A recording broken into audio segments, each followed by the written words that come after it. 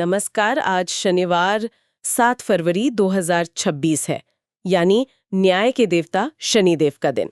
जी। और आज ग्रहों की जो स्थिति है वो भी काफी दिलचस्प लग रही है।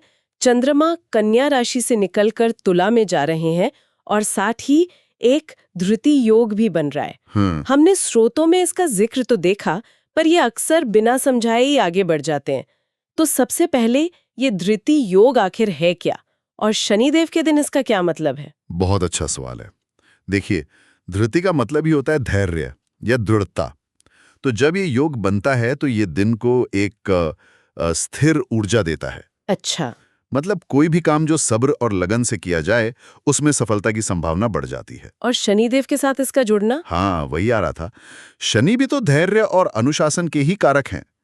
तो आज का दिन आप कह सकती हैं एक तरह से कर्म ऑडिट जैसा है। कर्म ऑडिट, ये बढ़िया शब्द है। जी, जहां धैर्य से किए गए पुराने कामों के नतीजे सामने आ सकते हैं। तो अगर आज हिसाब किताब का दिन है तो चलिए देखते हैं कि किसके खाते में मुनाफा आ रहा है। हमारे स्रोतों के अनुसार कुछ राशियों की तो आज तिजोरी भरने वाली है। जैसे वृषभ राशि वालों को कहीं अटका हुआ पैसा मिल सकता है, कन्या के लिए निवेश अच्छा है, और धनु राशि की आय में तो जबरदस्त बढ़ोतरी के संकेत हैं। हाँ, और इसके पीछे का जो ज्योतिषीय गणित है वो भी बड़ा दिलचस्प है।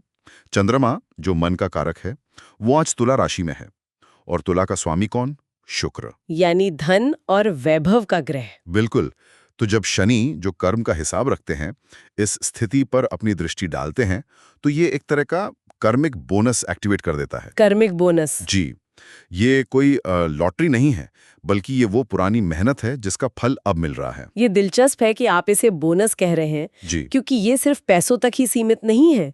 करियर में भी यही पैटर्न दिख रहा है। जी। मकर और वृषभ राशि के लोगों को प्रमोशन की खबर मिल सकती है। सिंह राशि वालों की लीडरशिप की तारीफ होगी, और मिथुन राशि वाले अपनी बातचीत से कोई बड़ी डील पक्की कर सकते हैं। पर मुझे सिंह राशि वाला पॉइंट थोड़ा और समझना है। क्या ये सिर्फ तारीफ है या इसके कुछ गहरे मायने भी हैं? देखिए, शनि जब कुछ देते हैं तो वो सिर्फ देते नहीं है, साथ में जिम्मेदारी भी देते हैं। तो सिंह राशि वालों को तारीफ तो मिलेगी, लेकिन उन्हें ये एहसास भी होगा कि इस सम्मान के साथ एक बड़ा बोझ आता है। अच्छा, तो ये एक परीक्षा भी है? हाँ, एक परीक्षा भी है कि क्या वो इस नई पहचान को संभाल सकते हैं। और वहीं मिथुन राशि वालों के लिए उनकी बातचीत ही आज उनकी मेहनत है। मतलब उनकी सफलता इस बात पर निर्भर करेगी कि उन्होंने अपने तर्क और तथ्यों पर कितना होमवर्क किया है। अच्छा, तो ये सब तो हो गई मुनाफे की बात, लेकिन हर ऑडिट में कुछ देनदारियां भी तो निकलती हैं। हाँ बिल्कुल, ऐसा लग रहा है कि कुछ राशियों को आज सावधान रहने की जरूरत है। वृश्चिक राशि वालों को बेवजह के खर्चों और बहस से बचने की सलाह है। कर्क राशि वाले भावनात्मक तौर पर परेशान रह सकते हैं। और मीन राशि के लिए एक बहुत खास चेतावनी है, वाहन चलाते समय सावधान रहें। ये चेतावनी थोड़ी अजीब नहीं लगती इतने बड़े ब्रह्मांडीय बदलावों के बीच? नहीं, बिल्कुल नहीं। शनि के सबक अक्सर बहुत जमीनी होते हैं। जमीनी? हाँ, वो हमें छोटी छोटी चीजों के जरिए ही बड़ी बातें सिखाते हैं। ये अचानक आने वाली बाधा कुछ भी हो सकती है। मेरे क्लाइंट थे मीन राशि के, उनका एक जरूरी कॉन्ट्रैक्ट सिर्फ इसलिए अटक गया क्योंकि प्रिंटर ने ऐन मौके पर काम करना बंद कर दिया। ओहो। ये शनि का तरीका है कहने का कि रुको, ध्यान दो, हर छोटी चीज मायने रखती है। और जिन लोगों को ये छोटे छोटे सबक मिल रहे हैं उनके लिए स्रोतों में कुछ उपाय भी बताए गए हैं। जी। जैसे पीपल की पूजा, काली चीजों का दान, शनि चालीसा का पाठ और हनुमान जी की पूजा। ये 4 उपाय हैं: दीपक, दान, पाठ और पूजा। क्या ये अलग अलग तरह की समस्याओं के लिए हैं? आप इससे एक आध्यात्मिक टूल किट की तरह समझ सकती हैं।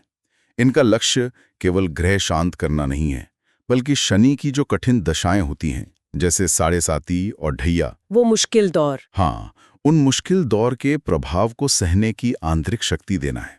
दान कर्म के बोझ को हल्का करता है, दीपक अंधकार में रास्ता दिखाता है, और पाठ मन को मजबूत करता है। तो ये कर्म से भागना नहीं, बल्कि उससे बेहतर ढंग से संभालना है। बिल्कुल सही। तो कुल मिलाकर देखें तो आज का दिन कर्म के आईने जैसा है। कुछ लोगों को उनके अच्छे कामों का इनाम दिख रहा है, तो कुछ को ये याद दिलाया जा रहा है कि कहाँ ध्यान देने की जरूरत है। और ज्योतिष सिर्फ भविष्यवाणी नहीं कर रहा, बल्कि उस आईने को साफ करने के तरीके भी बता रहा है। बिल्कुल, और ये हमें एक बहुत गहरे सवाल पर सोचने के लिए छोड़ जाता है। क्या? हम अक्सर ज्योतिष को ये जानने के लिए देखते हैं कि हमारे साथ क्या होने वाला है। पर क्या हो अगर इसका असली मकसद ये दिखाना हो कि हमारे भीतर क्या चल रहा है?